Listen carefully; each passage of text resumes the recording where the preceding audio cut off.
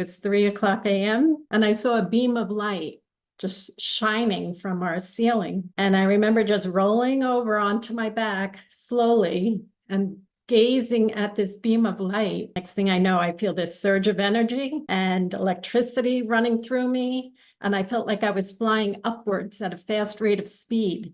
And the next thing I knew, I was on an aircraft like you described earlier.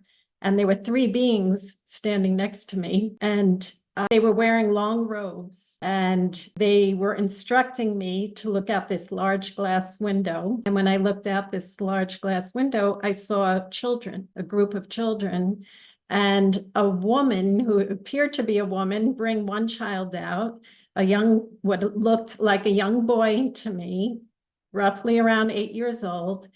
And I just remember a long, thin arm waving his hand very slowly, left to right.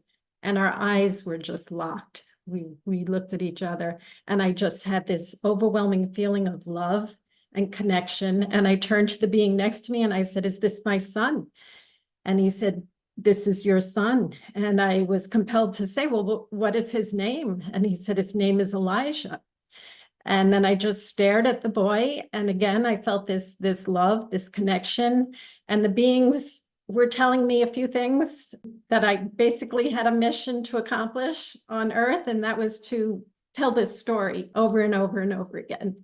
And the next thing I remember, I felt that this energy took me over again, and I felt myself go downward.